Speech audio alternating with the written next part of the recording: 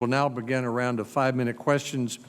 All of the senators are participating today, almost all, and so I would ask the senators and the witnesses to try to keep each segment within 5 minutes.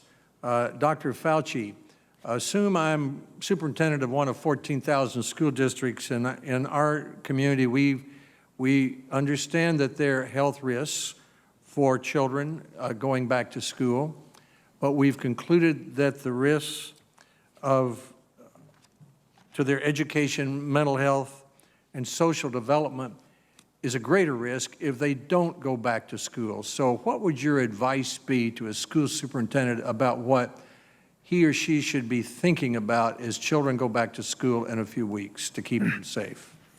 Thank you for that question, Mr. Chairman.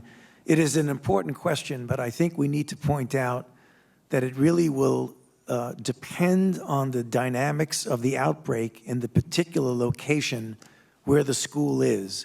And one of the things we want to emphasize and have been emphasizing is to take a look at where you are in the particular area of the so-called opening America again. Are you at the gateway, phase 1, phase 2, phase 3? The CDC has guidelines about the opening of schools at various stages of those checkpoints. The basic fundamental goal would be, as you possibly can, to get the children back to school and to use the public health efforts as a tool to help get children back to school. Let me explain what I mean. In other words, if we adhere to guidelines of what we've heard in many of these presentations you just heard, about the physical distancing in the community, the use of masks, things like that, that will help to keep the level of infection in the community down, which will then make it easier to get the children back to school. If you are in an area where you have a certain amount of infection dynamics, there are things that can creatively be done about modifying things like the school schedule, alternate days, morning versus evening, allowing under certain circumstances online virtual lessons. Those are the kind of things that we need to consider, but also importantly, always make the goal that it is very important to get the children back to school for the unintended negative consequences that occur when we keep them out of school.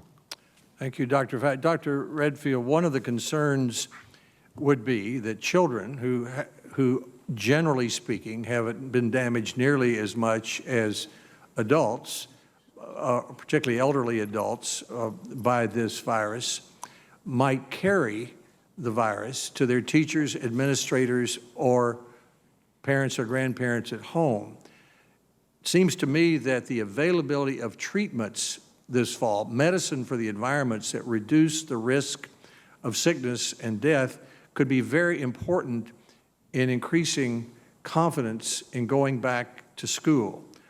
You mentioned some of those in your testimony.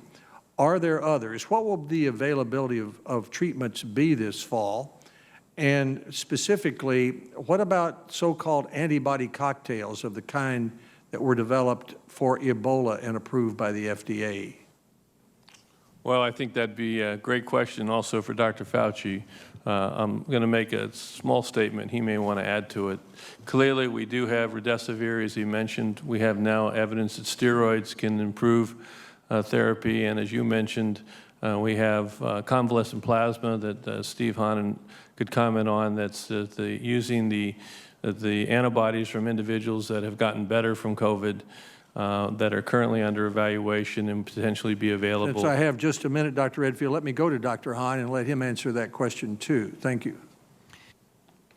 As I mentioned, remdesivir has been authorized based on its reduction in hospitalization days. The steroids were mentioned. Convalescent plasma, we have evaluated the safety through a large expanded access program at the Mayo Clinic, and it's been found to be safe in over 20,000 patients who administered it. We are waiting for the safety data, and we will be passing those data along to BARDA, who's the sponsor of that program. I think that antibody data will help us in terms of the development of monoclonal antibodies. We have a number of sponsors who've come in for monoclonal antibody studies. We are already well into that treatment. Monoclonal antibodies are synthetic antibodies that will provide, that the theory is will provide protection against the infection of the virus. And we're hopeful that those studies by the late summer, early fall will provide us information about their effectiveness and safety. So And you're as optimistic that there will be more than one treatment available this fall for teachers, administrators, older adults? Yes, sir, I'm optimistic. Thank you very much,